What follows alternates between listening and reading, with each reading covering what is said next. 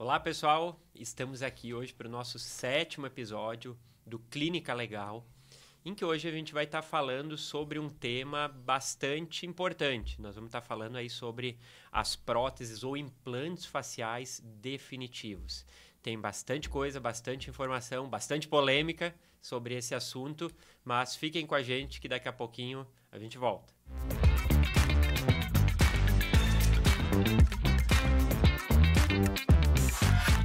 Então, pessoal, estamos de volta aqui com o Dr. Mário Carlet, né, que é o idealizador desse podcast do Clínica Legal. Então, bem-vindo ao 7º episódio, Mário. Já é o 7º episódio. Já é o 7º episódio, olha só, né? Já falamos bastante coisa, já deu para gastar o verbo, né? Já deu para gastar o verbo. E vamos lá, qual é que é o tema de hoje? Boa tarde, Saul. Então, eu fico surpreso que já é o 7º episódio, a coisa passa muito rápido. Né? Nós começamos em agosto, eu acho. Eu acho que foi o nosso primeiro, né? Exatamente, como passa rápido, né? Não, o que eu queria falar sobre, o que eu queria conversar hoje, que a gente combinou de conversar com a nossa audiência aí, é sobre uma técnica que já existe há bastante tempo, não é nova, né? E que hoje vem muito ao encontro dessa ânsia por estética que existe a partir, como tu fala sempre, a partir das redes sociais, teve um incremento, né, substancial a partir dessa exigência estética. E o que faz com que as pessoas procurem as clínicas de estética e essa quantidade grande aí de profissionais que estão fazendo preenchimentos, né, de sulcos e preenchimentos de situações de hipoplasias ósseas, né, região mentoniana, região de ângulo de mandíbula, região malar, preenchendo com ácido hialurônico, que é uma solução bem fundamentada, né? Mas que requer aplicações sucessivas depois, pelo menos uma vez por ano, ou às vezes até menos do que isso, depende da idade do paciente, da quantidade, e às vezes requer uma quantidade grande de material, né? E a gente sabe que isso não é barato, né? E vai exigir depois que isso seja complementado, como eu disse agora, sucessivamente ao longo do resto da vida do paciente e às vezes até limitando e criando novas situações e que esse paciente até não tinha. Então, existe uma forma de fazer isso de uma forma definitiva, né? Com uma solução de preenchimentos definitivos. Como eu falei, não é nova, né? É aquela situação assim, ou cirurgia ortognática, que nós já falamos sobre isso no primeiro podcast, né? Sobre cirurgia ortognática, aqui junto com o Dr. Miguel Schaefer. Ou preenchimento com ácido hialurônico, não. Existe também uma solução no meio do caminho com as chamadas próteses faciais, que durante um tempo elas foram... As próteses de silicone, que se conhece desde a década de 60, né? Que os cirurgiões plásticos usavam largamente, né?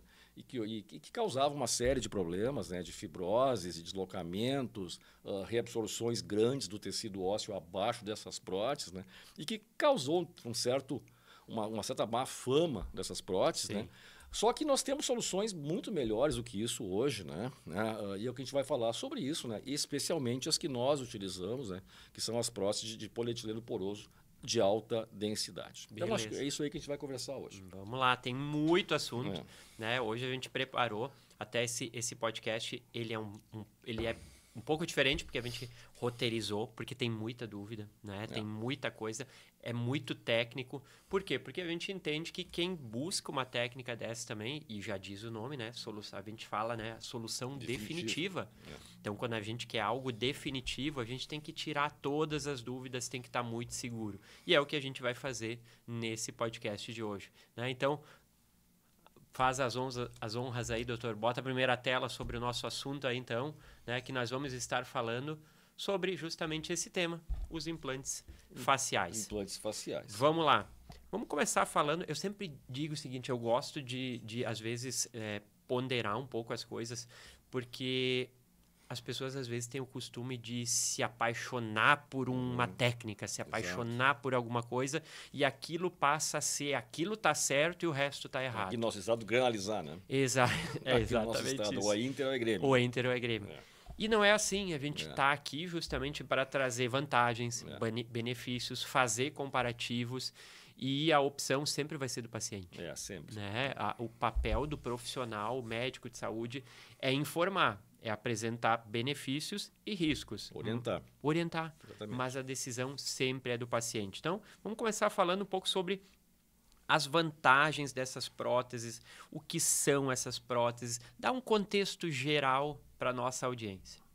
As próteses faciais, como eu estava te falando, elas não são novas, né? Já existe isso, se conhece desde a década de 40. Eu falei 60, antes das de silicone, mas desde a década de 40 já se tentava já com próteses artificiais resolver problemas, especialmente deficiências ósseas, né? E nós temos aí uma série de formas de hipoplasias ósseas que se resolvia com esse tipo de situação. Com o advento agora, né, e com esse incremento que se tem, né, da harmonização orofacial, né, que trouxe esses preenchedores líquidos, né, especialmente o ácido hialurônico, né, então isso virou praticamente uma panaceia. Né, então, é muito comum hoje, dificilmente se encontra uma pessoa que ainda não fez um preenchimento, pelo menos de sulco nasogeniano ou de sulco lábio-mentual, né, que é o famoso bigode chinês e a boca de marionete, que é usado, que é o termo mais... É legal os termos que se cria na internet, exatamente, termos de internet. Né? Então, é difícil encontrar alguém que ainda não tenha feito um preenchimento desses, mas que todos esse preenchimento, lábio especialmente, né? Mas principalmente os preenchimentos maiores, né? Quando eu não falo de sulcos, né? Eu falo de preenchimentos realmente de falta de tecido ósseo, né? Especialmente micrognatias, né? Micrognatias e deficiências de ramo ascendente de mandíbula, deficiências de área malar, área zigomática, rebordo orbitário. Tudo isso é passível de ser preenchido com ácido? Com preenchedores com líquidos é passível e é feito. Só que isso requer grandes quantidades de material. Uhum. E a gente sabe que isso não é barato. Isso requer também pode até dizer que é um procedimento que não tem invasividade, mas quanto maior ele fica bastante invasivo, né?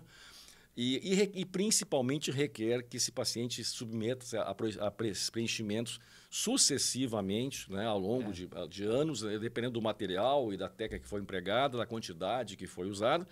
Isso vai ter uma reabsorção e vai exigir uma solução que não é então definitiva, ele tem que voltar aquilo e gastar de novo. Então, o custo é alto e essa quantidade de preenchimentos sucessórios sucessivos causa um peso, isso a gente já sabe disso, isso já é comprovado, causa um peso extra sobre os tecidos adiposos. Isso vai causar depois mais flacidez, maior necessidade de preenchimentos ao longo do tempo. Se sabe também que os preenchimentos em pacientes jovens, né, a gente percebe isso, né, e isso hoje virou realmente, quer dizer, os critérios às vezes são observados, às vezes não são muito bem observados. Né? Em pacientes jovens, a exigência estética é maior até. Um padrão, né? Um padrão de internet, exatamente. E às vezes resultados que são artificiais, que são exagerados, né? E que vai exigir depois retoques, né, para manter aquele padrão ou voltar para isso, né? Então, nós temos aí uma série de vantagens e desvantagens, e o principal que eu vejo é isso, né? A exigência de grandes quantidades de material. Né? Eu não vou repetir que nós não estamos falando aqui de preenchimento de sulco nasogeniano, nem de sulco lábio-mentual. Nós estamos falando aqui de grandes áreas, né? Ramo ascendente de mandíbula, especialmente, e região mentoniana, especialmente, e região de malar também consequentemente. E isso, ou nós resolvemos isso ou resolvemos isso hoje com cirurgia ortognática. Nós já fizemos até um podcast aqui de cirurgia ortognática, que eu ainda vejo como a principal, a melhor solução para alguns tipos de pacientes, a cirurgia, porque a gente resolve, além da estética, a funcionalidade também, a certa oclusão desse paciente no mesmo procedimento. Mas nós temos vários pacientes, eu sempre digo isso, eu sou cirurgião bucomaxilofacial em tempo integral há 37, 38 anos. Eu ainda sou fã de cirurgia ortognática, a gente fizemos uma agora há 10 dias atrás, uma cirurgia combinada, maxilamento, né, e mandíbula. Né? Eu ainda sou fã de cirurgia ortognática, e você sempre, mas nós temos que saber que a realidade é outra. Né? Nós temos vários pacientes que passam por tratamento ortodôntico, com o que a gente chama de compensação ortodôntica, que estão com a oclusão razoável, bem compensada, mas que tem deficiência mentoniana. Isso aí eu tenho no meu consultório vários pacientes assim. E desafio quem não tenha isso no próprio consultório. Então explica exatamente isso. Explica para a nossa, porque eu tenho certeza que esse podcast, né, porque ele vai não chegar só nos profissionais. Esse podcast ele vai chegar lá, né, nos pacientes. Sim. Explica um pouquinho sobre isso que tu está falando, sobre Nós temos, mento, sobre mandíbula. Explica pra gente. Nós temos, Saul, assim, o paciente que ele tem indicação ortodôntica desde da criança ou do pré-adolescente, nós temos situações e que não são somente ortodônticas. Nós temos situações que o problema é de base óssea. Tu já está formado nisso. Eu já passei, já sofri. Não, e tu assistiu o primeiro, tu teve aqui no primeiro podcast com o Miguel, que talvez seja um cirurgião do Brasil, um dos que mais opera cirurgia ortognática, né? E nós temos pacientes que nós temos deficiência de base óssea, né? Que a gente chama de discrepância de crescimento entre maxila e mandíbula, porque o menino herda do caracteres do pai, da mãe, né? Então nem sempre nós temos uma oclusão perfeita por questão de problema de base óssea. Então tem pacientes que são indicados para cirurgia ortognática. Quer dizer, a ortodontia ela tem um lado, né, que é preparatório para a cirurgia ortognática, e tem pacientes que têm problemas somente ortodônticos, né? Mas dificilmente hoje nós temos pacientes que sejam somente ortodônticos, né? Eles são ortodônticos cirúrgicos, né? Nem que seja uma expansão de maxila. Agora eu estou até mudando de assunto, até me desviando do assunto. Mas especialmente os pacientes que são retrognatas ou micrognatas, que têm a mandíbula curta em relação à maxila, eles têm uma deficiência, uma hipoplasia de mento. Né? O queixinho para dentro. Isso, assim, né? Exatamente. Aquele perfil de pássaro que a gente chama, né? Aquele perfil de Noel Rosa que a gente chama, né? Ele tem esse perfil. E muitas vezes os ortodontistas resolvem a parte oclusal do paciente, né? Dão uma oclusão razoável para esse paciente.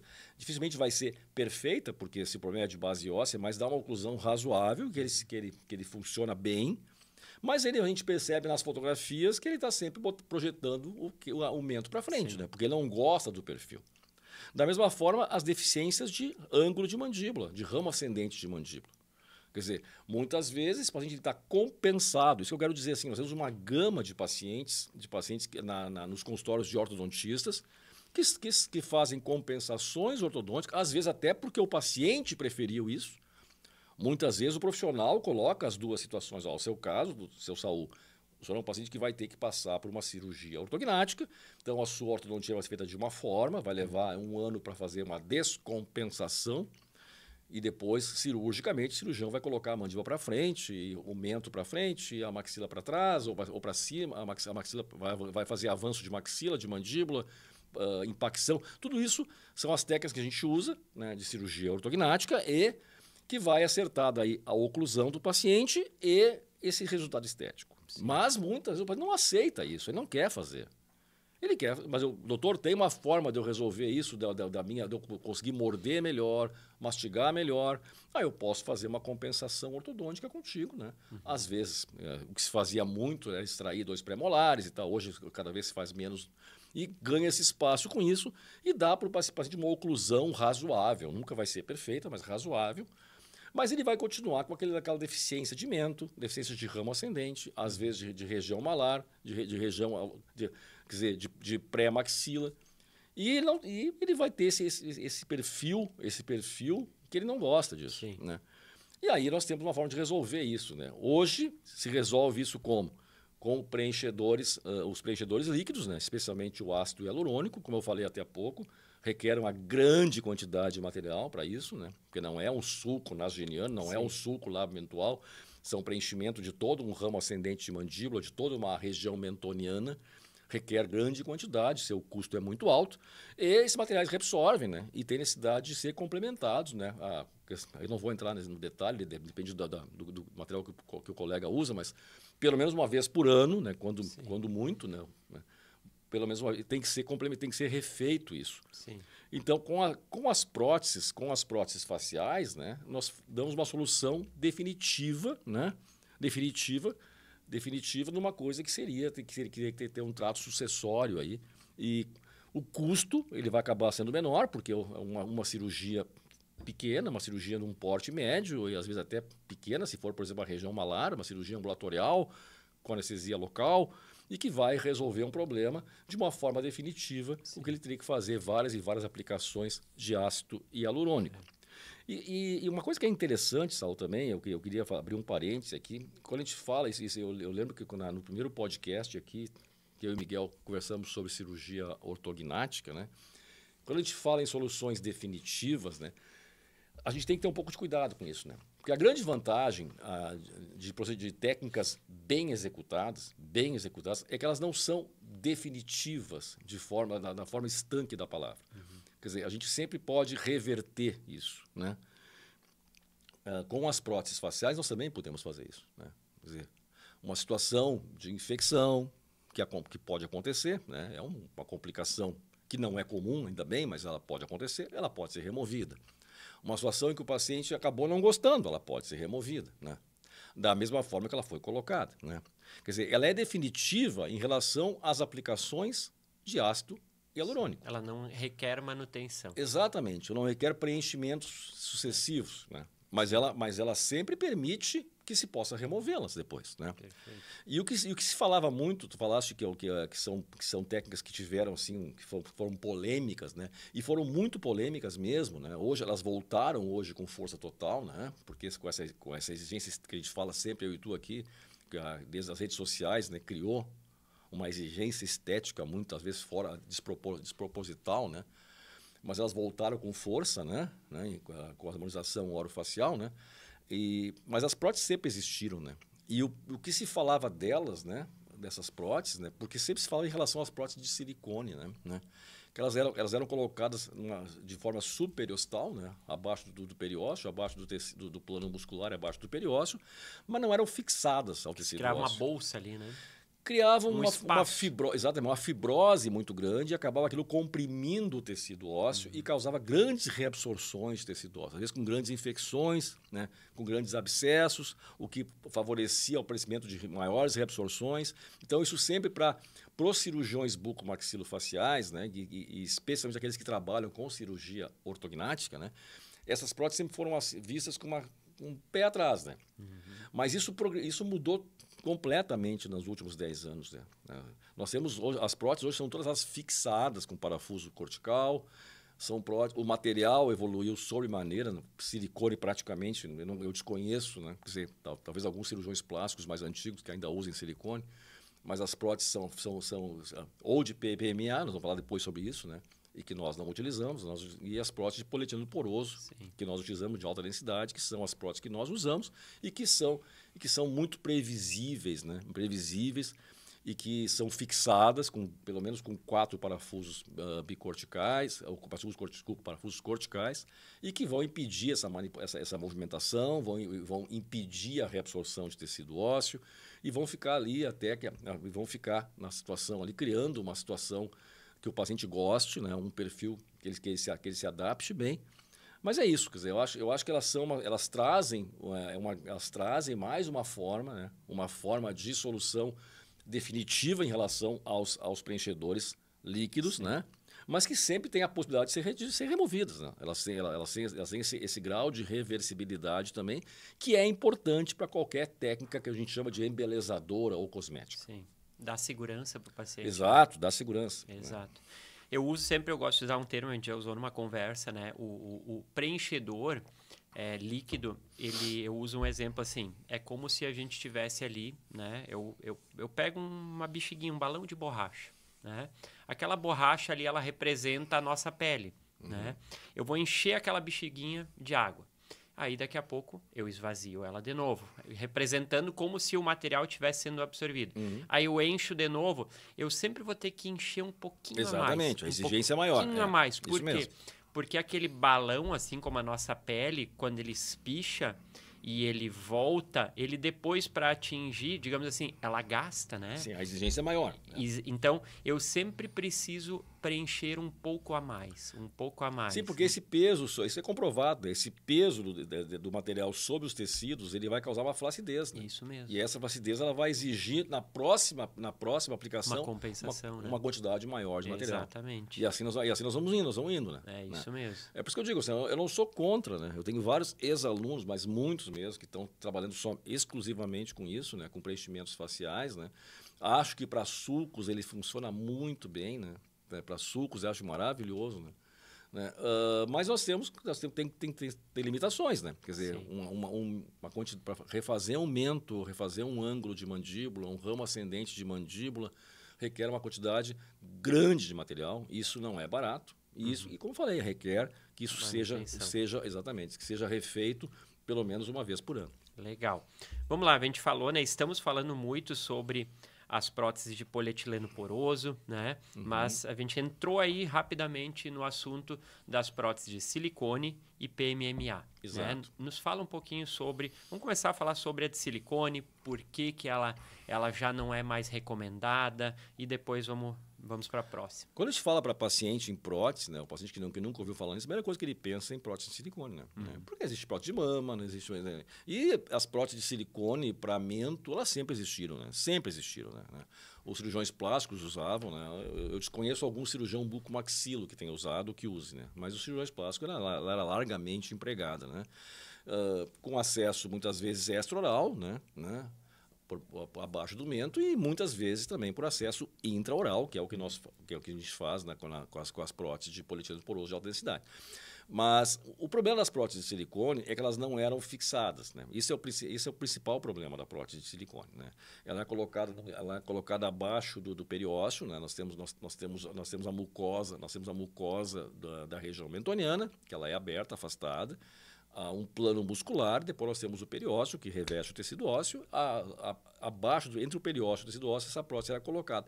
E muitas vezes até acima do periósteo. Como não existia uma interação nenhuma desse material do silicone da prótese, né, com o tecido ósseo do paciente ou o periósteo, quer dizer, não havia interação alguma e essas próteses não eram fixadas, elas, via de regra, elas movimentavam. Elas movimentam. Né? E se movimento, tudo que movimenta em cima de tecido ósseo gera um problema grave que é a reabsorção óssea. O leito receptor, ele não suporta a pressão. Né? Eu sempre costumo dizer para aluno, assim, que o paciente ele é um grande covarde. O osso é um grande covarde. Né? O osso não enfrenta problema. Né? Ele não gosta ele gosta de silêncio clínico. Né? Olha só. Então o osso, se tem alguma coisa comprimindo o tecido ósseo, ele se afasta dali. Ele se auto-reabsorve. Né? Ele vai criando quase que uma cama para... Ele abandona o problema. Ele foge do problema. E vai ficando no lugar dele um tecido fibroso, né, que é altamente inflamado. Né? Nós temos uma quantidade grande de tecido inflamado ali, né? E que eventualmente infecta e faz abscessos. Quando eu tenho abscesso, eu baixo o pH da região, eu perco mais osso ainda. Quer dizer, a reabsorção ela é constante. Né? Ela é constante. E essa prótese deslocando, e nós tínhamos situações assim bizarras, né, de próteses que vinham parar embaixo no pescoço, né, por deslocamento, por batida, né, e às vezes até pelo próprio uso, né, que a movimentação na região mentoniana, especialmente, ela tem uma exigência muscular muito grande. Nós temos músculos que a gente chama de supraioideus, né, que vem do ióide, que são os abaixadores da mandíbula. Todos eles, são 4 músculos, todos eles se inserem na região mentoniana. Né? Então, a exigência muscular da região mentoniana, especialmente, e do ângulo de mandíbula também, mas a região do mento, especialmente, ela é muito grande. Né? Então, essas próteses, via de regra, deslocavam, né? E se uma prótese deslocando, ela funciona como se fosse um sequestro ósseo, como se fosse um pedaço de osso deslocado. Né? Ele vai causar reabsorção óssea, vai causar pequenos abscessos, nem tão pequenos assim, às vezes grandes abscessos, e com grandes perdas ósseas. Então, as próteses de silicone, elas não são abandonadas. Eu desconheço hoje quem ainda use prótese de silicone, especialmente para mento e muito menos ainda para a região posterior de mandíbula. Né? Sim. E as próteses PMMA, o PMMA ele é um acrílico, né? É o polimetacrilato de metila, ele é há muito tempo conhecido, né? Usado também por vários cirurgiões plásticos, especialmente, para preenchimentos de lábio. E eu não quero entrar muito nisso, né? Porque eu não quero entrar em quem usa, quem não usa. Nós nunca usamos nada de PMMA, até porque existe N restrições esse material em relação à Anvisa e os conselhos regionais, eles tanto o CRM e o CFO, eles têm N restrições em relação ao uso de PMMA. Nós não utilizamos nada. As experiências que eu tive com PMMA foi para remover, nunca para colocar em pacientes. Né? E quem já removeu, né, algum material de PMMA, especialmente preenchimentos de lábio, sabe a dificuldade que é, cria uma fibrose muito grande. Então nós não utilizamos. Mas tem cirurgiões que usam, eu não vou entrar nesse mérito, não vou entrar agora nisso. Né? E o que nós utilizamos, o que é a nossa rotina, né, são as próteses de polietileno poroso de alta densidade, né? Que também não são novas, já existe há bastante tempo, né? Já existe há muito tempo. Eu lembro que década de 90, né? Nós já fazíamos, eu cheguei a fazer alguma, mas só que não prótese, né? Mas já existia, por exemplo, placas para fazer fratura de soalho de órbita, né? De polietileno poroso de alta densidade. E nós usávamos, na época era bastante caro, era muito difícil, né? de se utilizar isso rotineiramente, mas já existia isso. E de lá para cá, as próteses, se evoluiu para as próteses, para preenchimentos faciais, né? E a grande vantagem é o fato de ser um material poroso, né? Esse material poroso ele favorece um imbricamento, né, de tecido, né, entre o leito receptor, né, e a própria prótese, né? E como eles são fixados, né, essas próteses são fixadas, né, com pelo menos 2 parafusos, né? Em cada prótese dessas, pelo menos 2 parafusos são para fixação, né? Elas não deslocam, né? Não deslocam. Se for uma cirurgia bem feita, né? Ela vai se estabilizar no local, vai inclusive favorecer o crescimento ósseo, o crescimento tecidual por sobre a prótese, né? Sem fazer fibroses e sem favorecer reabsorções ósseas. Essa é a grande vantagem das próteses de polietileno poroso de alta densidade. Mas são os três tipos que tu perguntaste que existem no mercado. Perfeito. A gente falou, né, e eu acho que esse é o grande X da questão, que é essa integração de tecido. Exato. Né? Porque o corpo, né, ele tende ou a repelir, né? Então ele quer se livrar daquele... Ele só tem 2 opções. Ou ele quer se livrar daquele ser que foi implantado nele ali. Isso. Ou ele integra. Exatamente. Né? E aí ou ele recebe bem ou recebe mal. Isso mesmo, né? Não tem meio termo. Não tem. Né? Então, isso do ósseo mais ainda. E isso se dá muito pela integração dos tecidos. Exatamente. Né? Eu falo, eu posso falar com conhecimento de causa, né? Que eu tenho aqui uma placa de titânio aqui no rebordo orbitário. Exatamente, com 4 parafusos. Isso. E eu lembro que quando eu fiz, logo nas primeiras semanas, assim, o que eu fazia, eu passava o tempo inteiro assim, né? Sentia o parafuso. Eu sentia o parafuso e a borda da placa. Exato. Hoje, eu não sinto mais absolutamente nada. É como se aquilo sempre estivesse ali. E, inclusive, quando eu passo, eu não percebo porque é suave. Parece que o tecido... E provavelmente já cresceu o osso por cima dela. Exato. Então, é como se sempre estivesse ali. Como se dá essa integração do tecido nessa superfície? Porque é uma dúvida, né, que a gente tem. Porque tem que existir essa integração. Porque senão sempre vai ficar ali um corpo estranho. Sim. E ele tem que deixar de ser um corpo estranho e passar a ser reconhecido pelo nosso corpo, né? Essa é a grande sacada, o grande diferencial das próteses de polietileno poroso de alta densidade, né, em relação às demais próteses. Né? O silicone nem se fala, né, porque o silicone é totalmente liso, né? E as tipo MMA, que eu nem vou entrar muito nesse detalhe, porque a gente não usa, né? Nunca usamos, né? Nem silicone, né? Mas a grande vantagem do polietileno poroso é o fato de ser poroso, né? E isso é uma faca de 2 gumes, né? Porque requer uma cirurgia muito bem feita, né? E muito asséptica, né? Porque tudo que é poroso, e qualquer aluno que estiver me ouvindo aqui, ou qualquer profissional, mas porque é poroso, tem uma tendência maior de juntar biofilme ou juntar qualquer material em cima pelo fato de ser poroso, né? É verdade, né? Então a cirurgia tem que ser muito bem feita, tem que ser muito bem conduzida para que seja muito totalmente asséptica. Mas o fato de ser poroso, né, ele favorece esse imbricamento tecidual entre o leito e o receptor, né? Se ele tiver, mas para isso nós temos que ter uma cirurgia bem feita, nós temos que preparar o leito e o receptor, né? E a fixação da prótese é fundamental, senão não vai acontecer isso. Se ela estiver deslocando, por menor que seja, e a gente percebe isso em prótese de mento, que muitas vezes tem colegas que usam apenas um parafuso, né, em vez de colocar 2, que elas fazem movimento de báscula. Báscula é uma gangorra, né? E aí vai crescer tecido fibroso por baixo entre a prótese e o tecido ósseo, e nós temos fracasso total do procedimento. Mas se ela for bem feita, os tecidos bem separados, o leito receptor bem preparado e a prótese manipulada de forma correta, isso, depois vamos falar um pouquinho sobre isso, a manipulação da prótese é muito importante, porque ela é porosa, né? E, então, o fato de ser poroso permite essa interconectividade entre o leito receptor, né?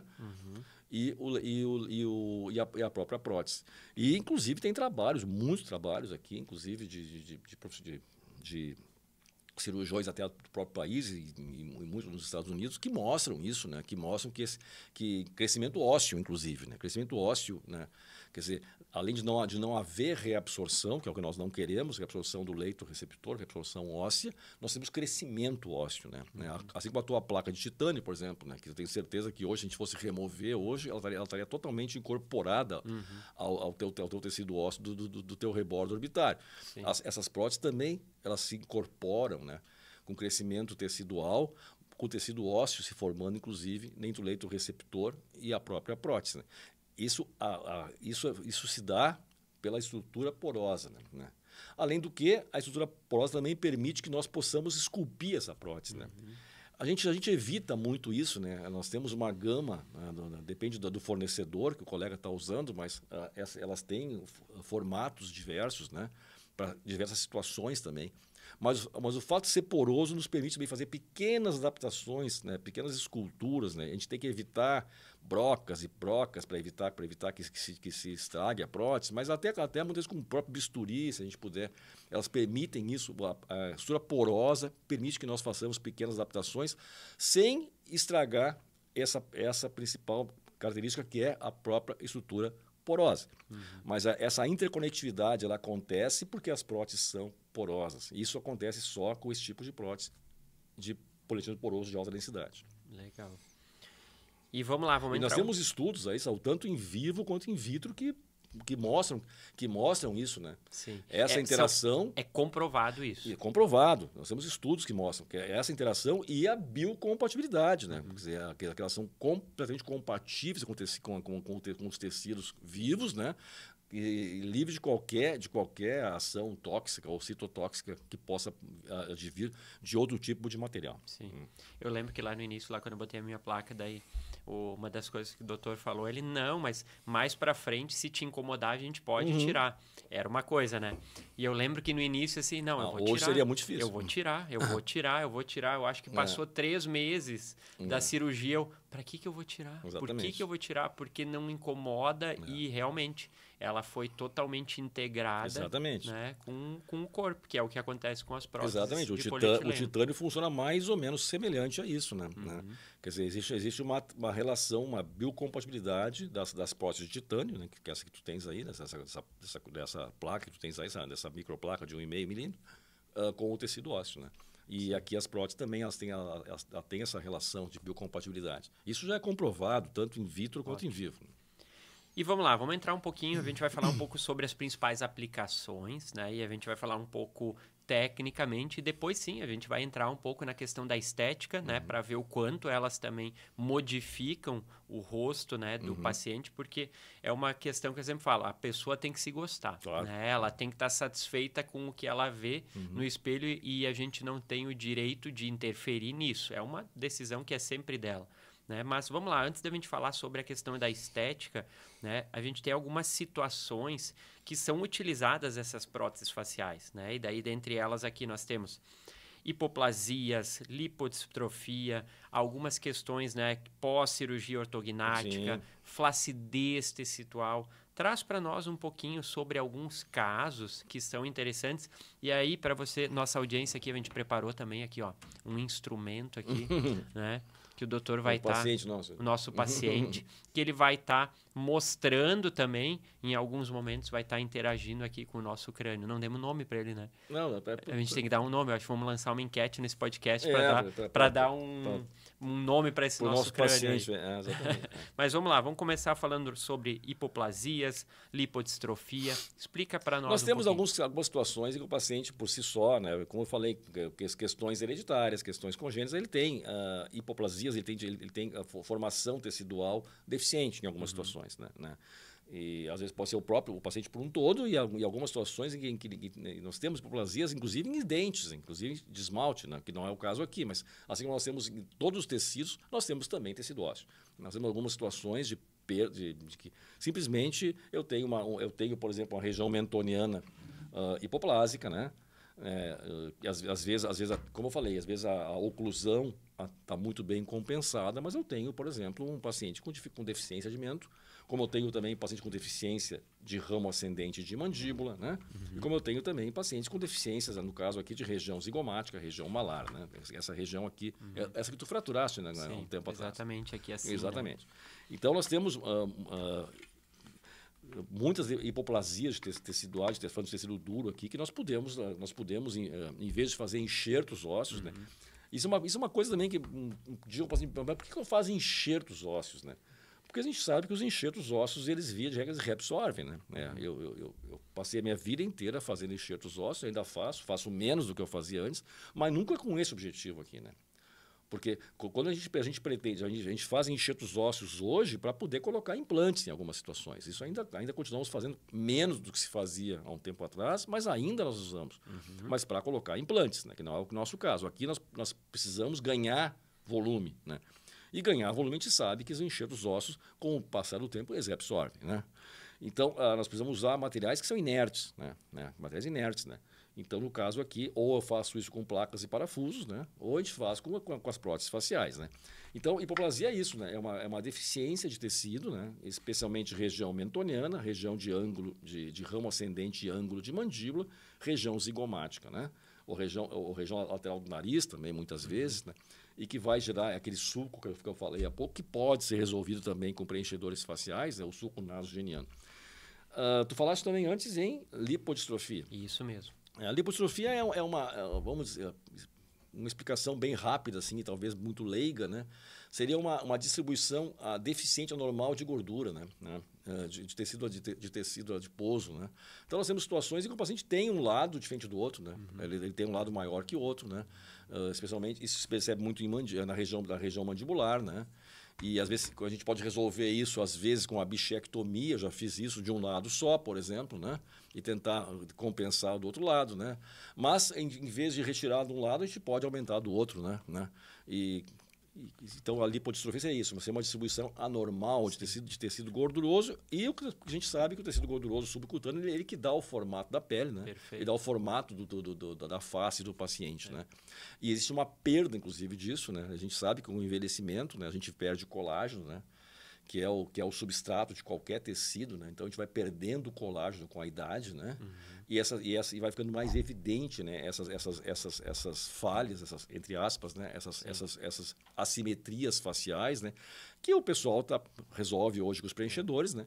Mas que requer tudo aquilo que a gente falou, né? De ter que estar retocando, né? De tempos em tempos. Então a gente pode também, no caso da lipodistrofia, resolver também situações com próteses faciais, né? E acontece muito também, né? Aquele paciente que daqui a pouco tinha uma questão de obesidade, né? Que era mais gordinho. E que emagreceu. Emagreceu muito. Exatamente. Né? A gente percebe muito isso no rosto, né? Que tem essa perda de colágeno, inclusive, né? Isso mesmo. A gente tem, pós-cirurgia ortognática, nós já falamos sobre isso, né? É muito comum, especialmente os pacientes que são retrognatas ou micrognatas, aquele que tem a mandíbula para trás, né? O paciente que com o perfil de pássaro, que a gente chama, né?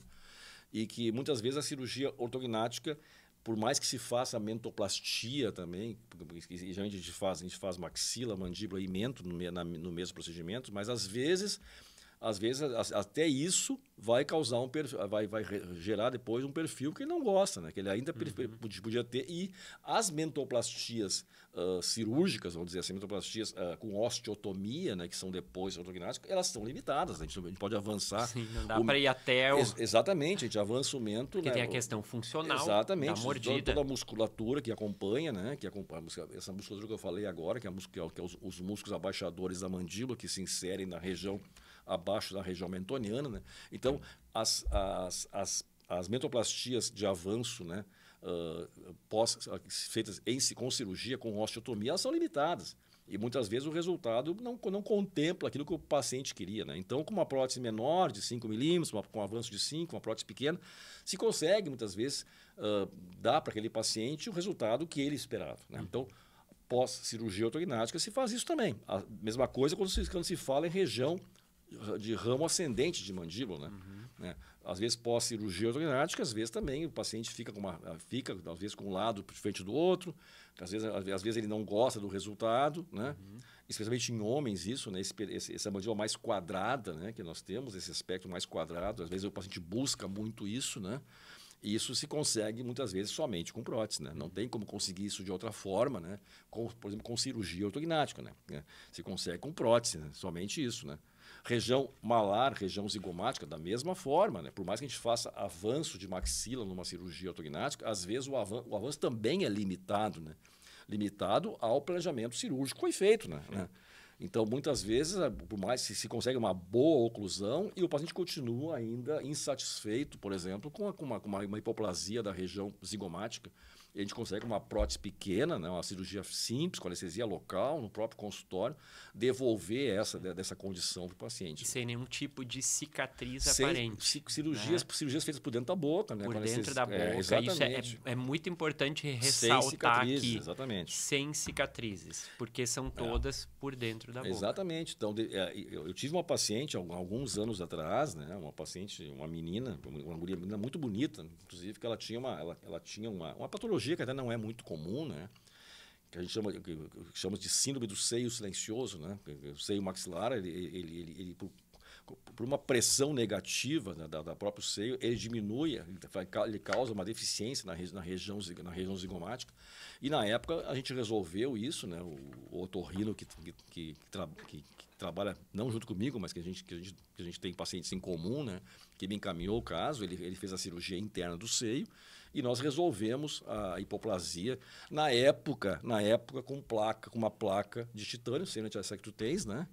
Numa cirurgia maior, com acesso extra-oral, coisa que hoje seria resolvido com muito mais facilidade. E ficou muito bom, né? Ficou muito bom, resolveu o contorno facial da menina, né? A cicatriz ficou praticamente invisível, porque elas desaparecem depois com o tempo, elas diminuem com o tempo, né? Mas hoje, resolveria isso com uma prótese de região zigomática com muito mais facilidade, uma cirurgia com anestesia local, às vezes no próprio consultório. Né? Então, nós temos situações que, às vezes, saem um pouco da rotina, né? E que se resolve com isso. Né? A flacidez tecidual, né, que eu falei agora, né, que ela é inerente ao nosso envelhecimento, né? A perda de colágeno, né? É o que hoje é o que motiva hoje as pessoas a fazer os preenchimentos com ácido hialurônico, né? Aqui a indicação é semelhante, né? Então, essa flacidez, ela acompanha o próprio envelhecimento, né? Sim, faz parte, né? Exato. A força da gravidade. E hoje nós temos, assim, exatamente, a força da gravidade. Força da gravidade. E hoje nós temos como nós já falamos isso aí exaustivamente, eu e tu, né? O paciente procura, né, hoje, né? Melhorar o aspecto estético, né? Ele está mais ligado nisso, né? Ele aparece mais em rede social, ele se compara mais, né? Então, nós temos pacientes, especialmente homens, né? Homens, por incrível que pareça. Né? Isso que é interessante, a gente já vai entrar nesse Exatamente. assunto, né? Sobre essa proporção. Muito mais homens do que mulheres. Na hora de 70% contra 30%, né? Porque buscam esse perfil mais quadrado, mandibular mais quadrado, que dá um aspecto mais, talvez mais másculo. Então, buscam isso de uma forma definitiva, né? Do que está preenchendo isso com ácido hialurônico várias e várias vezes. Até porque o homem não quer ficar voltando, né? Essa talvez seja a razão, né, que tu me perguntaste agora dessa proporcionalidade, né, essa desproporcionalidade, né, que a gente pensar em 74%, né, de homens em relação a menos de 30% de mulheres, né? Talvez por isso, né? As mulheres, elas são mais pacienciosas, né? Elas aceitam mais o retoque, né? Isso faz parte do mundo da mulher, né? Sim. De fazer ácido hialurônico mais vezes, de procurar o seu esteticista para fazer botox uma vez a cada 3, 4 meses, e preenchimento. O homem não tem muito essa paciência. Né? Ele gosta do resultado mais imediato, que ele não precise voltar lá para fazer de novo. Né? A gente percebe isso no consultório, em tudo que é tipo de situação. Né? E aqui também, né? Então, essa busca aí de uma solução mais definitiva, que não requer retoques depois, em que eu possa... talvez isso explique, né? Não tem uma explicação muito científica para isso, mas eu imagino que ande por aí, né? Sim. O homem ele é mais imediatista, ele gosta de resultado mais imediato, ele não tem muita paciência para esperar resultado. Ele não quer ficar voltando. Exatamente. Né? Até porque, que nem tu falou, né? não faz parte dessa rotina, né? Então ele quer resolver o problema de uma vez só. Né? E aí a gente vai mostrar agora, né? Aqui na nossa, montamos uma rápida apresentação, mas para explicar as 3 principais, né? Eu acho que são 3 principais tipos hoje, que inclusive, né, que a clínica Dr. Mário Carlet trabalha, além de diversos tipos, mas que são as mais procuradas. As mais procuradas. Né? Então, acho que vamos começar, vamos passando ali, doutor. Nós temos uma gama maior, né? Nós temos rebordos orbitários inteiros, né? Mas aí nós estamos saindo um pouco da área estética. Claro, como eu falei, nós temos deficiências que são adquiridas, que são congênitas, pacientes que sofreram grandes traumas, né? E que perderam uma grande quantidade de substância óssea, de tecido ósseo. Então, nós temos recuperações de rebordo orbitário, existem próteses para isso também, né? Elas não se limitam à região zigomática, a região mentoniana e a ramo de mandíbula. Nós temos também as laterais de nariz, né? Que hoje são muito usadas, laterais de nariz, para corrigir sorriso gengival. Né? Nós temos hoje muito usadas para isso, né? Para que a gente corrija o sorriso gengival com próteses laterais de nariz. Então, não se limita a essa... que é no sorriso, quando sorri, sobe aparece demais, muito né? A gengiva, então a gente corrige muito isso, né? Então existe uma gama de próteses, né? Tem prótese de gap também, porque quando se faz... posso demonstrar aqui? Vai lá, é para isso que a gente... Isso, trouxe o paciente. Trouxe o nosso paciente então, aqui. Então, quando a gente faz as próteses de mento, que elas vão entre os 2 forames mentonianos, né? Ela é colocada entre os 2 forames mentonianos, a prótese de mento. E nós temos prótese também de ângulo de mandíbula, né? De ramo ascendente de ângulo de mandíbula, que é essa região aqui. Eu não sei se está aparecendo aí, se está pegando. Risca aí, depois mostra para a câmera. De ângulo de mandíbula. E nós temos, em algumas situações, pacientes que fazem tanto a prótese de mento e a prótese de ramo ascendente e ângulo de mandíbula, nós temos esse gap aqui, esse espaço aqui. Sim, que é bem aqui. Exato. Assim, né? Então nós temos prótese de gap também. Né? O próprio sistema prevê uma prótese de gap também para usar justamente nesse espaço entre a prótese mentoniana e a prótese de ramo ascendente de mandíbula, a prótese de gap. As próteses laterais de nariz, né? Laterais de nariz, né? Dos 2 lados, né? Para correção de sorriso gengival, como eu falei há pouco, né? E para dar volume no sulco nasogeniano. E as próteses da região malar, né? Região zigomática, né? Para essas deficiências adquiridas ou congênitas, tipo essa menina que eu falei há pouco, né? Né? Então, tudo isso pode ser utilizado, né? Essa gama que tem. Mas, como tu falaste antes, as mais procuradas são as próteses mentonianas, as próteses de ângulo de mandíbula e as próteses de área zigomática e as laterais de nariz também, né? Sim. Gap, por exemplo, é uma situação que vai acontecer quando o paciente faz uma reconstrução total, né? De região mentoniana com região de ramo ascendente, e para evitar que esse gap fique visível, nós temos a prótese de gap também. Perfeito. Mas essas 3 que tu falaste ali são as mais procuradas, as mais utilizadas. Até porque são as que trazem uma maior mudança. Exato, né? exatamente. Elas causam essa mudança principal. Exatamente. Né? E casualmente são as próteses, são as regiões também que se usa mais ácido hialurônico. Exatamente. Né? Então, vamos lá, vamos passar uma por uma e a gente vai entrar um pouquinho em cada uma delas. A gente tem aqui também, trouxe alguns exemplos de como são essas próteses, né? Aqui a gente pode ver ali, né? A gente pode ver ali a prótese mentoniana. É claro, isso aqui é um desenho, né? É um desenho. Uma ilustração, né? É uma ilustração que não necessariamente mostra a realidade, né? Mas nós temos ali prótese mentoniana, uma prótese de ramo ascendente de mandíbula e uma prótese da região malar ou zigomática, né? Que são as 3 que são mais utilizadas, né? As próteses de malar, né? Malar ou região malar ou região zigomática, né? Que é esse osso que tu fraturaste, né? Aqui, né? Vamos lá, vamos falar. É a maçã do rosto. Exatamente. É o que dá o contorno da face, exato, né? Que dá o contorno facial, né? A região são essas daqui, né? É a região zigomática, que foram né? desenhadas justamente bem aqui assim. Exatamente. Né? A região zigomática. Nós temos ali tanto osso. Nós temos aqui 2 ossos que se fundem aqui, né? o próprio osso zigomático e uma projeção aqui da própria maxila, né? Então, nós formamos essa região zigomática, né? E que ela dá, muitas vezes nós temos uma deficiência aí que pode ser congênita, pode ser adquirida, né? E que se resolve aí ou com uma placa dobrada, que eu te falei dessa situação dessa paciente, essa minha paciente antiga, ou com muito mais facilidade com uma prótese de malar, né? Com um implante de malar desse tipo aí, que é colocado de uma forma muito simples, né? Uma cirurgia simples, com anestesia local, né? Em consultório.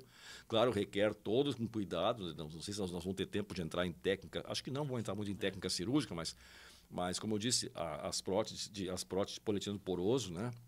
Elas são fantásticas, né? Mas elas requerem um treinamento muito bem feito, né? É uma simples cirurgia para quem faz isso há quantos anos? Muitos anos. Quase 40. Quase 40. Uma cirurgia muito bem feita, principalmente muito asséptica, né?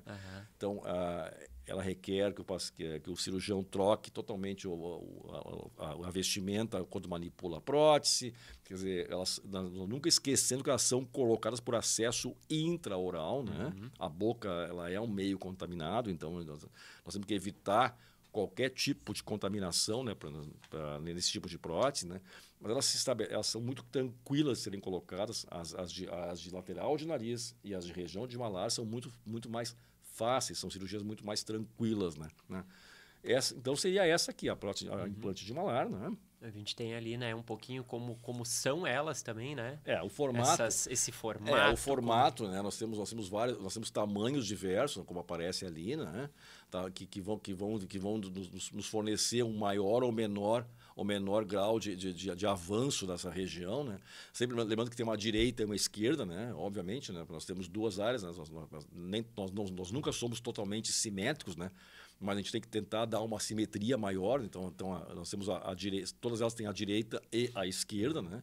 E com tamanhos diversos e que vai nos proporcionar também de forma diversa esse aumento da área, né? Da área malar ou zigomática. E pode acontecer de um lado precisar de uma maior do que do outro. Frequentemente. Essa paciente que eu te falei agora, ela tem essa síndrome, essa síndrome do seio silencioso apenas de um lado, né? Apenas de um lado, só o lado direito, né? Então a cirurgia, exatamente, é curioso. Então a cirurgia é feita somente do lado direito, né?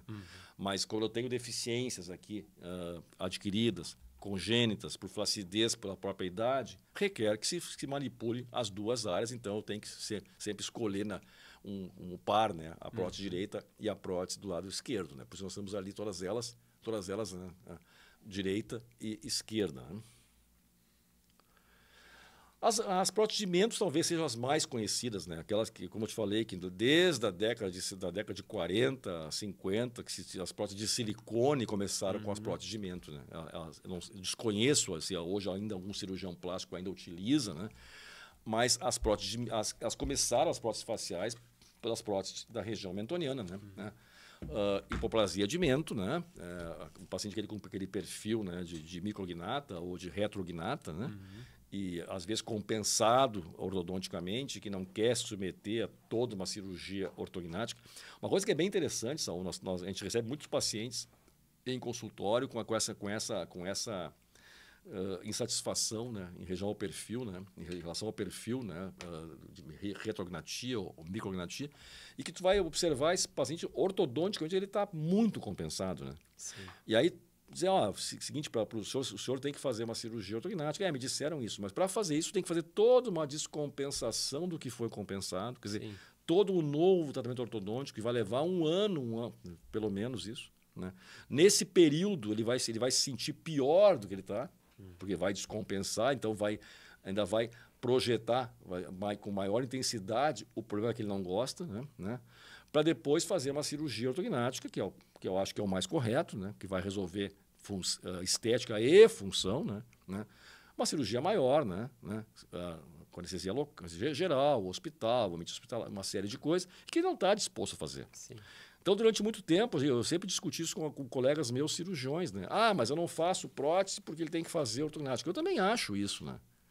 Mas nós temos que tratar esses pacientes, né? Sim. Não podemos abandonar esses pacientes porque eu simplesmente não concordo. Eu preferia que ele fizesse todo o tratamento ortodôntico de novo, né? Às vezes já foi feita extração de pré-molares, o que vai dificultar ainda mais a ortodontia, a estabilidade depois final do caso, e depois submeter o paciente a uma cirurgia ortognática. Muitos deles não fazem, né? Quer dizer, acabam não fazendo, não são tratados e ficam insatisfeitos para o resto da vida, quando tu podia resolver com uma prótese de mento, né? Totalmente segura. Uma prótese, uma cirurgia menor, ambulatorial, na maior parte das vezes, com anestesia local ou com uma sedação um pouquinho mais superficial, e resolvendo o problema dele, né, estético, que ele não gosta, né, numa prótese segura dessa, né, de polietileno poroso de alta densidade, né, uma prótese de mento. Então, as próteses mentonianas talvez sejam as mais reconhecidas, né, as mais populares, né, porque começou-se com isso, né, desde as próteses de silicone, né. E aí nós temos também, né, a grande vantagem da técnica que nós utilizamos, né, isso nem sempre foi assim, né, isso depende muito da marca, né, muito do fornecedor que o colega está usando, né. As nossas próteses, elas também têm um componente direito e um componente do lado esquerdo, né? E elas se unem na linha média, né? Através de um encaixe tipo gaveta, tipo macho e fêmea, né? E isso facilita sobremaneira a colocação, né? Não é uma peça única, né? Sim, que normalmente tinha, né? Era aquela... As de silicone, por exemplo, são inteiras, né? Única, né? Muitas de PMMA também são inteiras, né? As próteses customizadas são inteiras, né? Nós não utilizamos, né? Essas não, eu tenho a prótese direita e a prótese esquerda e elas se unem, né? Nós colocamos primeiro uma, depois colocamos a outra para fazer a linha média, e ambas são fixadas, pelo menos, né, com 2 parafusos. Né? Um parafuso mais na região paramediana e um parafuso na região mais posterior, à frente do forame mentoniano, para garantir que não haja não tem nenhuma instabilidade dessa prótese, principalmente na região posterior, que acontecia com as próteses de silicone, né, que faziam gangorra, né? E isso criava uma fibrose por baixo, o que não acontece aqui, né? Porque, né? Por isso que vai favorecer aquela interconectividade que nós falamos antes aí, exaustivamente. Perfeito. Então, sempre essas próteses, nós temos também diferentes graus de avanço, né? Então, temos as pequenas, as médias e as grandes, que vão avançar 5, 7,5 ou 10 milímetros, né? E elas são direitas e esquerdas, né? Nós temos sempre também que quando for contemplar isso, quando for adquirir o material, né? Saber que ela tem uma prótese direita e uma prótese esquerda, né? E por isso que requer um treinamento, né, para os cirurgiões também, para saber colocar, né, saber como colocar, como fixar, né? E as de ângulo de mandíbula, né? Eu vou colocar ângulo e ramo ascendente, né? Porque elas pegam boa parte do ramo ascendente. Que é o que os homens estão buscando muito. Exato. Os homens estão buscando isso, né? Para dar esse aspecto mais másculo, né? Mandíbula mais quadrada, né? Que às vezes, né? A natureza não foi muito generosa com né? Às vezes, então, as próteses de ramo ascendente, essas talvez sejam um pouquinho mais complicadas de colocar, requerem um pouco mais de experiência, né? Mas também, né, podem ser feitas com anestesia local e com sedação no consultório. Eu já tenho um protocolo diferente, né? Eu, quando vou colocar próteses de ramo ascendente, né, elas quase sempre são bilaterais, né? Eu já acho que já é uma cirurgia que requer um ambiente hospitalar, né? Uma anestesia geral ou pelo menos uma sedação um pouco mais profunda, né? Mas todas essas técnicas que a gente usa, elas quase sempre são ambulatoriais, ou seja, terminou a cirurgia, o paciente vai passar pela recuperação e vai para casa, né? Ele não requer internação, não requer nada disso. E muitas dessas, as de lateral de nariz, as de região de malar e as mentonianas, é possível de fazer muitas vezes no consultório, né? As de ângulo de mandíbula eu já acho que requerem um pouco mais, né, de um envolvimento maior, né, porque a invasividade é um pouquinho maior, né? Mas elas resolvem bem também esse aspecto aí. E também lembrando que nós temos diferentes tipos, né, diferentes tamanhos, né, o que vai conferir um aumento em espessura da mandíbula maior ou menor, porque, como pode ver ali, a curvatura da mandíbula ela é diferente, né, de acordo com o tamanho da prótese, né? E lembrando também que nós temos as próteses direitas e as próteses esquerdas, né? E aqui é fundamental, né, quando o cirurgião for colocar, a fixação tem que ser uma coisa muito bem acurada, né? Com pelo menos 2 parafusos, né? Tem vários cirurgiões que colocam um parafuso apenas, né? E fixa, mas não dá para garantir que não tenha Sim. depois crescimento tecidual por baixo da prótese, o que daí joga por terra toda a vantagem que a técnica, que esse tipo de material proporciona. Sim.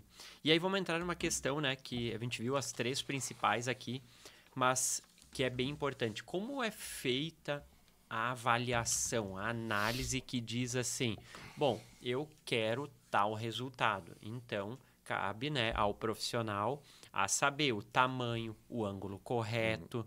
Como é feito? Porque existe ali tem que haver um acordo entre o que é Sim. possível e entre o que o paciente deseja. Claro. Existe também um limite. Claro. Né? Como é feita essa avaliação, todo esse processo, como o Dr. Mário vai entender lá o que o paciente espera para que chegue próximo, né, o mais próximo possível do resultado que ele deseja. Eu vou limitar um pouco, porque nós temos vários programas de computador que ajudam, nada substitui, né, a boa avaliação do profissional, né, nada substitui o feeling do profissional, mas nós temos alguns programas que ajudam isso, né, como nós também temos isso para a cirurgia ortognática, né, que são utilizados... Simulações, né? Tecnologia exatamente, que simula o antes e o depois. Exato. E não só isso, né? Que fazem todos... Em ortognática, nós temos que fazem todos os cortes, né? Que mostram, baseado em tomografia do paciente. Né? Aqui também, né? Aqui nós temos toda uma avaliação... com exames de imagem, né, com tomografias, né, para saber o tipo de hipoplasia que esse paciente apresenta, né, nem sempre um lado é exatamente igual ao outro, né, posição de forames de nervo, forame mentoniano, forame infraorbitário, nós temos que ver isso tudo a gente só consegue ver com exames de imagem, né. E uma análise facial, né, muito acurada, né? Você tem que levar em conta os 3/3, superior, médio e inferior do paciente, o tipo de face que esse paciente tem. Nós temos faces que são ovaladas, faces que são triangulares, faces que são mais quadradas. Quer dizer, o tipo de face que esse paciente tem, a proporcionalidade entre esses terços que eu falei agora, superior, médio e inferior, posição de nariz, né? Isso numa visão tanto frontal como uma visão lateral, né? Nós temos que ver o que ele deseja também, né? Porque muitas vezes o que ele deseja não é, a expectativa dele não é nada realística, né?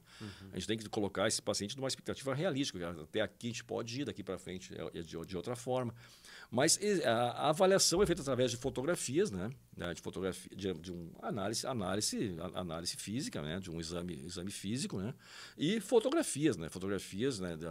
Uma série de fotografias que vão nos mostrar, que vão nos dar depois um parâmetro, né? Para saber até onde a gente pode ir, né? E não prometer resultados que não possam ser atingidos, né?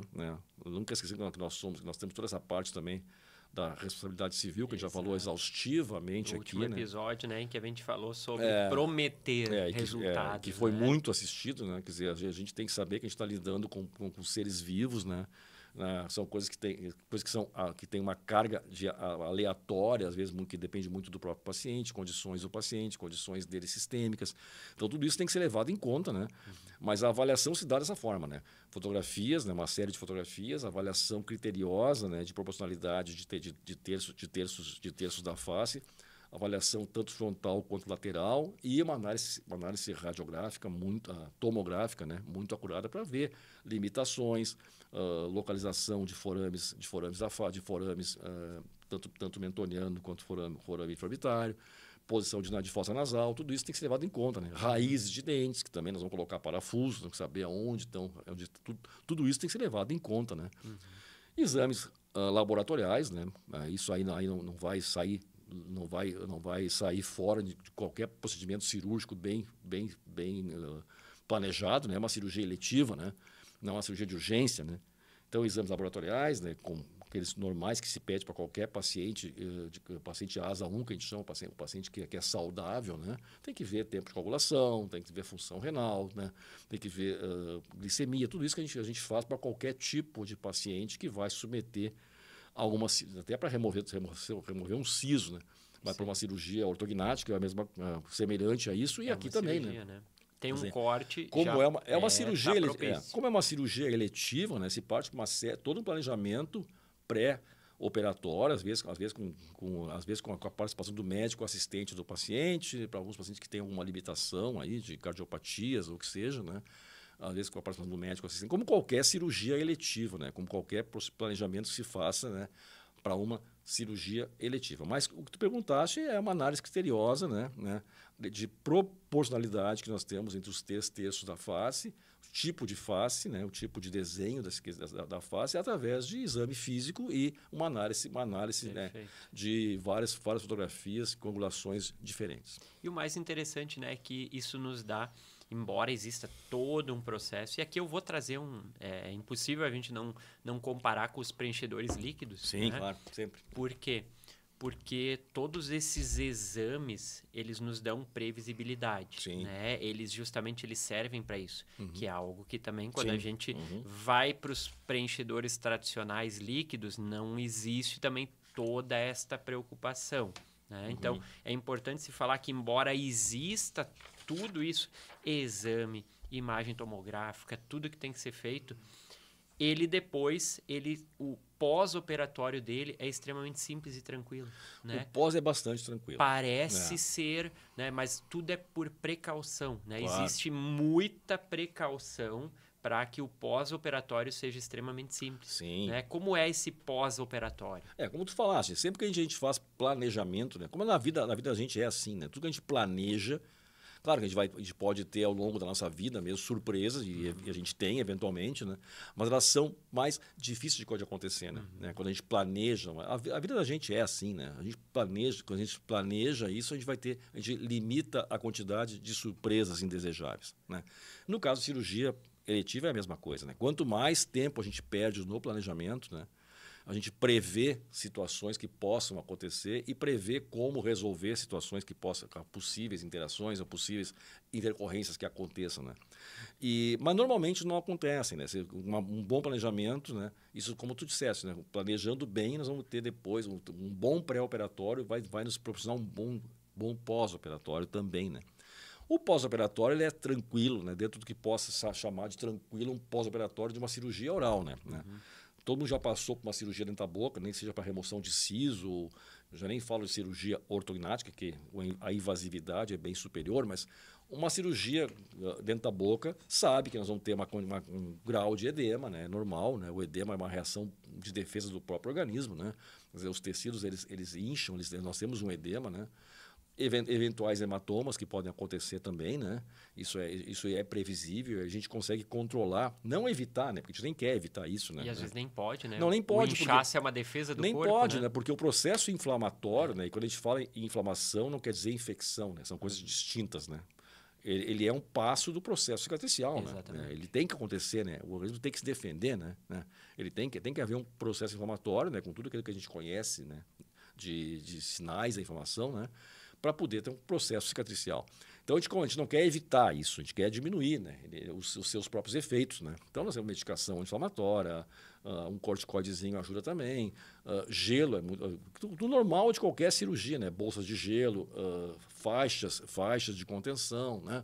Nós temos uma série de situações que a gente usa para limitar esses efeitos do processo inflamatório, mas que vão acontecer, evidentemente, em como qualquer procedimento cirúrgico, né? Mas que são previstos, né?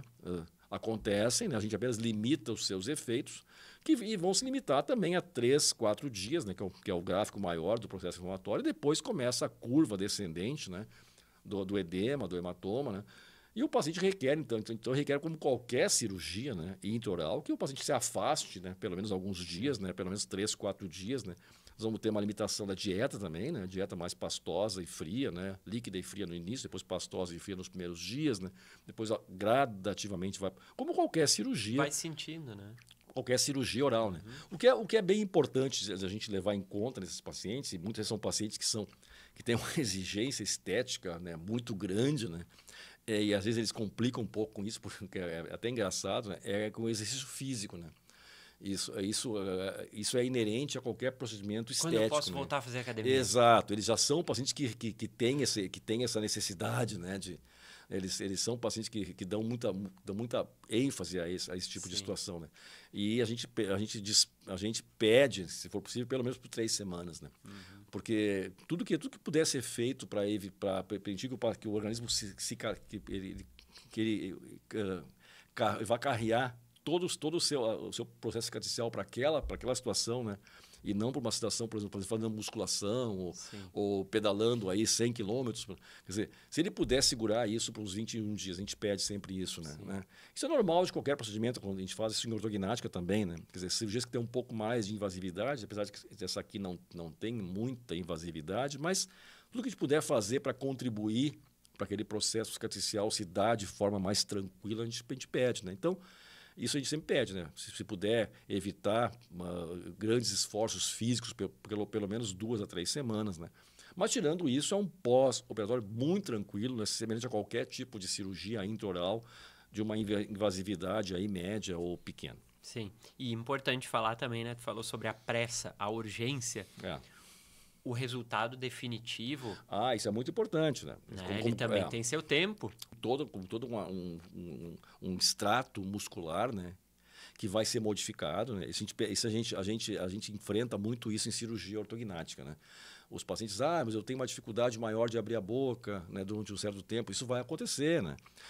Ou então eu tenho a minha força mastigadora parece que diminuiu, né? Isso a gente percebe em ortognática isso. Porque, claro, existe todo um aparato muscular, né, que foi, entre aspas, feito para aquela situação anterior, né? Sim. Então, quando eu modifico isso, né, quer dizer, eu estou afastando o músculo, eu estou desinserindo músculos do tecido ósseo. Então, até que tudo isso volte, né, a uma situação normal para o paciente, às vezes demora umas 3 ou 4 semanas, às vezes um pouco mais do que isso, né? Eu sempre digo assim, nunca espera-se nada antes de 6 semanas, né? 6 semanas é 1 mês e meio, né? Para daí sim a gente começar a ver resultados, né? Dr. Jorge, que é talvez a pessoa que mais o papa, né, das próteses faciais no Brasil, né, talvez no mundo, né, que mais faz em São Paulo, um grande amigo meu, foi meu professor, né? Dr. Jorge Fernandes fala isso, né? Ele não tem nenhum resultado, ele não pede fotografias para os pacientes dele antes de 90 dias. Né? 90 dias. Então, eu tô sendo muito bonzinho aqui quando eu falo, por exemplo, em 6 semanas. Né? 45. Na metade disso. Né? Então, 90 dias para a gente ter para a gente ter certeza do resultado, né? Que não vai precisar fazer nenhum retoque, alguma coisa nesse sentido. Né? Tem que lembrar também sempre que é uma cirurgia que, quando nós vamos mexendo em estruturas da face, né? Assim como também tem ortognática, né? É esperado alguma parestesiazinha, alguma dormência. Sempre que se mexe em face, isso é normal que aconteça, né? Porque nós temos alguns nervos que são estirados, né? Que são esticados, que também tem edema sobre essa bainha de Merina, sobre essa bainha de nervo. Isso também diminui a circulação dessa informação neurológica, então aos poucos vai recuperando isso com o tempo também, mas tudo isso faz parte, isso tem que ser muito bem conversado, né? Nas primeiras consultas, né? Quando se estabelece o plano de tratamento, o paciente aprova isso, aprova esse plano de tratamento. E tudo isso tem que ser exaustivamente conversado para evitar depois surpresas desagradáveis. Exato. E até depois situações que já falamos aqui outras vezes, que são desagradáveis, né? E sempre lembrando, né, Saul, que apesar que nós estamos usando uma técnica que é definitiva, né, quando comparada aos preenchedores líquidos, né? Mas que sempre é possível depois de reverter. A reversibilidade, ela é fundamental em qualquer técnica cirúrgica. Quer dizer, claro, eu não falo isso para remoção de siso, por exemplo, remoção de dente não tem, né? Mas todas as técnicas que são embelezadoras, né? Se elas tiverem um grau de reversibilidade, isso é muito importante, né? Isso é muito importante. Perfeito. Vamos mostrar aqui, né? A gente preparou para a nossa audiência também algumas simulações. É importante falar que são simuladas em cima de resultados reais, né? Mas a gente tem que preservar também a identidade aí dos nossos pacientes. Mas a gente vai trazer algumas. Trouxemos três simulações, né? Eu acho que essa é uma das mais relevantes. Acho que talvez mais impactantes, né? Exato. Né? O perfil masculino, né? O perfil masculino, ele requer talvez um aspecto um pouco mais agressivo, né? Do ponto de vista de estética, né? Quer dizer, o ângulo da mandíbula ele é muito visível, né? Ele chama muita atenção nos homens, né? Especialmente, né? O mento também, obviamente, mas o ângulo da mandíbula e o mento eles trazem, né, um aspecto diferente, né? Então, quando a gente faz o aumento da região mentoniana, né? E às vezes não é suficiente, né, só a região mentoniana, mas o ângulo da mandíbula ele confere esse aspecto mais masculino, né? E que em pacientes jovens também, né, isso dá um aspecto mais bonito, né, mais harmônico, né? Exato. E vamos lá, né? Uma vez, não vamos entrar nesse assunto, senão não vai terminar esse podcast, mas isso vem desde o Império Romano. Sim, exatamente. Né? Essa coisa da projeção, onde os soldados, exatamente, né, aqueles mais temidos, eram justamente... Isso, tu percebe em desenho animado isso, né? Isso no mesmo. Desenho animado, o cara mais másculo, ele tem a mandíbula mais quadrada, né? Isso mesmo. Então... Esse aspecto ele é histórico, né? Ele é histórico e ele é inerente à masculinidade, né? Por isso que eu te falei, assim, essa projeção que nós temos aí de maior quantidade de homens, né, procurando esse tipo de tratamento, né? O Dr. Jorge Fernandes também tem essa eu peguei esse dado dele, inclusive, né, dessa quantidade maior de homens, né? Que é o cara que mais opera isso no mundo, né? Disparado, né? Esse é o papa das próteses, né? E essa quantidade de homens, né, que buscam esse aspecto, né? Esse aspecto mais da mandíbula mais quadrada, né? Esse aspecto mais masculino mesmo, né? E nas mulheres é um pouco diferente, né? Nas mulheres nós temos, principalmente quando nós temos uma projeção maior da região, ou menor, né, da região malar em relação ao tamanho do mento, né? Sim, as maçãs maiores exato, do que exatamente. queixo, né? Isso é muito feminino, né? Isso dá um aspecto muito feminino, né? Então, essa projeção da região zigomática, né? E, claro, associada à região mentoniana, dá um aspecto mais harmônico, né? Mais agradável de ver, né? Então, a gente percebe isso, né? Quer dizer, pode ver que o ângulo mandibular ele não é tão quadrado quanto a figura anterior, né? Mas eu tenho uma projeção mentoniana mais bonita, né? E associado a uma prótese de malar, né? Que dá essa projeção da maçã do rosto, como tu falaste, né? Que é a região zigomática, né? Dá esse aspecto, confere esse aspecto aí mais harmônico, né? Mais bonito, né? Mais agradável, né? E tem situações que nós temos todas elas juntas, né? Que nós temos a projeção de todas elas juntas, em homens também, né? De projeção tanto da região mentoniana, quanto do ângulo da mandíbula, e quanto do gap também, aquele gap que eu falei que acontece, né? Que nós mostramos aqui nessa cabeça aqui, né? Que é esse gap, né? Que colocado entre a prótese do ramo ascendente e a prótese mentoniana, que às vezes mesmo o paciente usando barba, isso é muito interessante também, o paciente retrognata, né, geralmente ele usa barba, né, pode observar, ele usa barba ou ele tem um cavanhaque, né, porque ele disfarça a retrognatia, né, geralmente com essa situação, que mulheres é impossível, né, mas os homens quase sempre eles têm barba, né, eles usam barba, né, usam o cavanhaque já para isso, né, para dar um aspecto maior da mandíbula, quando a mandíbula tem uma deficiência póstero anterior da mandíbula, né? Criar essa projeção. Então, aqui no caso, né? Então aqui no caso, uma prótese, uma mandíbula total, né?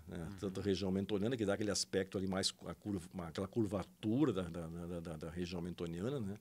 O ramo ascendente, para dar aquele aspecto mais quadrado da mandíbula, e o gap, né? Que no caso aqui é importante, né? Porque se esse paciente aqui tirasse a barba, nós vamos perceber essa deficiência, né? No caso ali prévia à cirurgia, né? Porque aqui agora ele tá resolvido, né? Com a prótese total de mandíbula, né? Região do ramo ascendente, o gap e a região mentoniana. Perfeito. Se cria essa harmonia. Exatamente. Fica muito mais harmônico para assistir. É melhor de ver, né? Dá um aspecto mais bonito mesmo, né? Mais harmônico, como tu disseste. Beleza.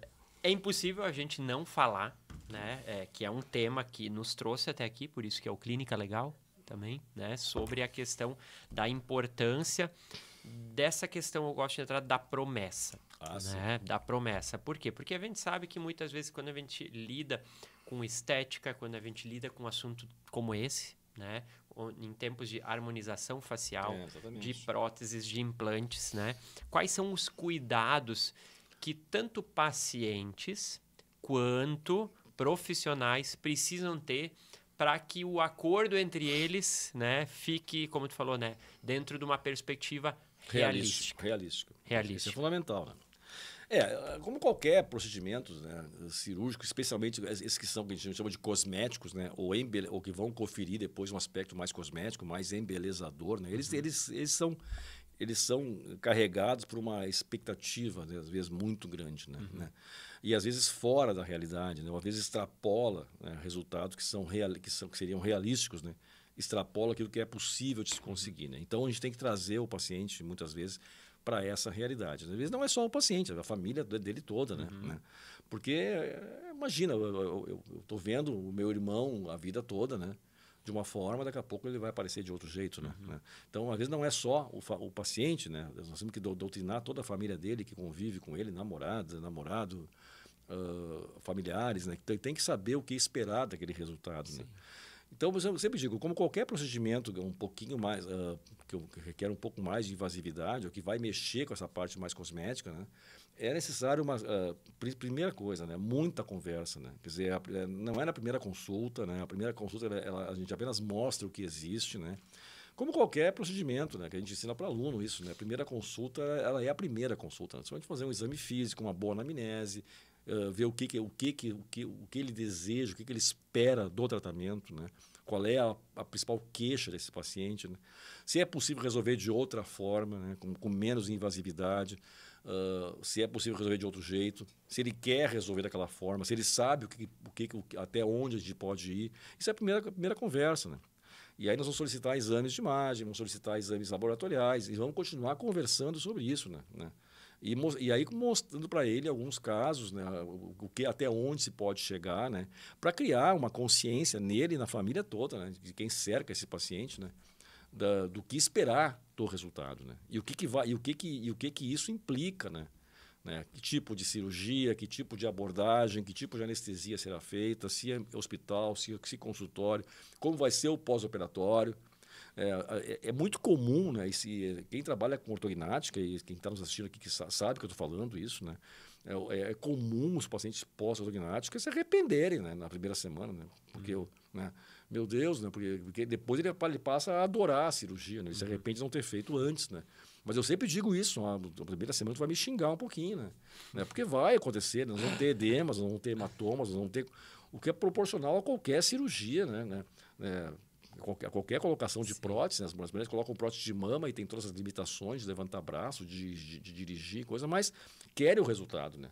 Quer dizer, o importante é saber o que quer do resultado. Sim.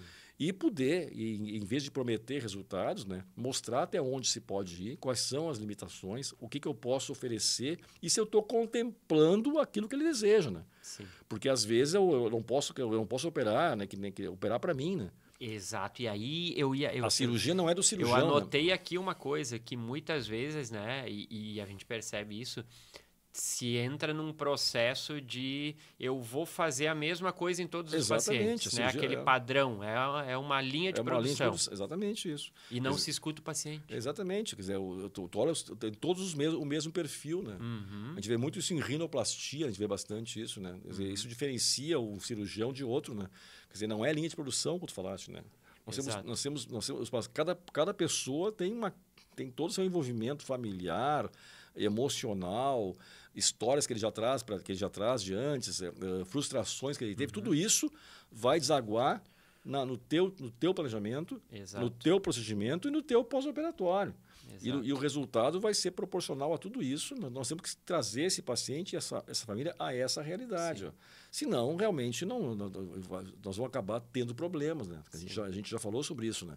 Nós falamos exaustivamente aqui, né, quando a gente fala de responsabilidade civil, que é outra área que eu amo de paixão, tu sabe disso, que um termo de consentimento livre, esclarecido, né, por melhor que ele seja formulado e feito, executado, ele não evita uma demanda judicial. Né? Basta que, quer dizer, o que evita é uma relação boa, o que diminui a quantidade disso, é uma ótima relação profissional-paciente, né? E isso não é isso é o tete-a-tete, é a conversa, é saber mostrar, ser honesto nos resultados, nas possibilidades, não avançar sinal e até onde eu posso ir. Quer dizer, um bom treinamento, né? Né? Nós temos profissionais excelentes no Brasil que fazem isso, né? Eu falei do Dr. Jorge Fernandes, que talvez seja o papa no mundo, né? Nós temos excelentes profissionais que trabalham com isso também, com esse tipo de material e que tem resultados maravilhosos e às vezes também tem problemas, como todo mundo. A gente trabalha com pessoas e não com coisas. Eu sempre digo, não opero telha, né? Eu opero pessoas, né? Se você comprar uma telha na tumeleiro ou na elevata, é a mesma telha, né? Aqui eu tenho pessoas diferentes, né? Então tem um grau de alha, de um grau aleatório aqui que nós temos que levar em conta também. Tudo isso vai desaguar no teu pós-operatório, né? Então é muito importante isso. Nós temos algumas dicas aí, né? Quer dizer, a gente pode ensinar, né, as dicas para a coisa dar certo, né? Principalmente é um bom planejamento, né? Isso é a principal dica, né? Uma cirurgia muito bem feita, né? Cirurgia bem executada, não consigo operar sozinho, né? Tem que ter alguém tem alguém também treinado que ajude, né? São 2 cirurgiões para fazer para isso, né?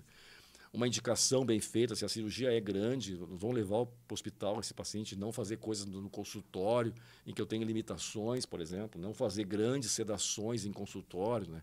Quer dizer, nós temos hospitais para isso, são cirurgias ambulatoriais, o paciente vai embora para casa, não vai ficar internado, mas se precisar disso, ele está lá no hospital. Né? Então saber até onde eu posso ir. Prever imprevistos. Prever, exatamente, prever intercorrências, né? Saber resolver eventuais intercorrências e respeitar a técnica. Isso, para mim, é o essencial. Quer dizer, bons parafusos de fixação, né? Retalhos bem feitos, né? Cirurgia bem feita, sutura bem feita, especialmente região mentoniana, que é uma região que nós temos uma facilidade imensa de abrir sutura pela tração muscular do supraioideus. Movimenta demais. Né? Exato. Então, saber fixar essas próteses, esses implantes, uma sutura bem feita, bem oclusiva, um bom pós-operatório. Quer dizer, exigir que ele cumpra a parte dele, do paciente, do pós-operatório. Quer dizer, não adianta o cara sair dali, bater papo, que ele vai abrir toda a minha sutura. Ele tem que fazer gelo, como a gente indicou que ele fizesse, seguir as orientações pós-operatórias, usar as faixas de contenção. Tudo isso vai levar, então, ficar sem fazer esporte durante um tempo, tudo isso vai levar a um bom resultado. Né? E com tudo isso, nós ainda temos que lembrar que nós estamos trabalhando com pessoas e que pessoas são diferentes de outras pessoas. Né? A gente trabalha com um grau de áreas, né? Um grau aleatório aí, que é inerente à própria profissão. Né? Mas isso é o que vai escolher um bom profissional, quer dizer, uma cirurgia, cuidar bem de infecções trans e pós-operatórias, né? que é talvez a principal complicação de uma técnica cirúrgica quando se trabalha com implantes faciais. Mas são pequenos segredos, né? pequenas dicas que se dá, né, para quem está começando e tal, e que vão desaguar tudo, como tu disseste, num bom resultado, com uma limitação de intercorrências e, se porventura aconteçam, saber também como resolvê-las. Perfeito. Falamos aqui, poderíamos ficar falando com mais, certeza. né? Para a gente chegar aqui nesse roteiro, a gente conversou muito, né? Temos nossas reuniões semanais aí, temos um material que a gente preparou também, né? Que fala muito sobre as indicações, que fala exaustivamente sobre as vantagens dos implantes faciais, né? E é algo, né, que justamente a clínica Dr. Mário Carlet é especialista, né, nessa questão de implantes faciais. A gente viu aí ao longo desse podcast e fica aí também, né, quem tiver vontade e estiver, né, com vontade de fazer algum tipo de implante, seja por questões estéticas, seja por indicação médica. O que eu queria, Saul, sim, só para terminar, assim, só para depois eu não me meto mais no teu prólogo, né? É que dizer que esse tipo de situação é uma alternativa a mais de solução de casos. Exato. Né? Nós não estamos indo contra quem trabalha com preenchedores líquidos, com ácido hialurônico. Como eu falei, talvez a maioria dos meus ex-alunos trabalham com isso hoje e fazem reconstruções grandes com ácido hialurônico. Né? Nós temos desde profissionais médicos, cirurgiões plásticos, cirurgiões dentistas, esteticistas, que trabalham com isso, fazem bem feito. Né? Isso aqui é apenas uma alternativa diferente. Né? Eu sempre digo isso, isso aqui é uma alternativa diferente, né? Que requer um profissional cirurgião para fazer, obviamente, né? E que talvez tem vantagens, né? Assim que eu vejo, né? A vantagem de não precisar estar refazendo, né? preenchendo de novo, né, a cada lapso de tempo, mas que nós não estamos indo contra isso, né? Sim. Né? Quer dizer, é uma segunda alternativa para pacientes que não querem ficar preenchendo, ou que não querem gastar com grandes preenchimentos. É isso. Perfeito, como a gente falou no início, a gente não quer grenalizar. Exato. Nem dizer que é mais ou menos recomendado. A gente quer trazer aqui mais uma opção, alternativa de tratamento. Exatamente. E apresentar as vantagens e falar sobre as desvantagens Exatamente, também. E a decisão vai ser sempre do paciente. Exatamente. Ele que vai... Ele vai usar. Exatamente. Eu não opero para mim, né? Eu opero para o paciente, né? Ele vai usar aquele tipo de situação. Então, eu tenho que colocar para ele o que é melhor para ele, não para mim. Perfeito. Então, gente, quero agradecer, Dr. Mário, né, por mais esse assunto aqui que a gente teve o prazer de conversar, né? Deixar um abraço para nossa audiência, deixar aqui os canais abertos da Clínica Dr. Mário Carlet, né, nossas redes sociais, o WhatsApp da clínica, né, aqui também no YouTube, no Spotify. Então, interajam. Podem trazer dúvidas, que a gente está aqui, né? Perguntem, a gente está aqui para responder todas elas. Então, obrigado, doutor Mário, e até o próximo podcast. Até o próximo. Eu que agradeço, Saulo, mais a oportunidade e espero que tenha sido bem esclarecedor e tenha sido tão gostoso de ouvir como foi gostoso de falar aqui sobre isso. Valeu, gente. Valeu. Um abraço, até o próximo. Um abraço.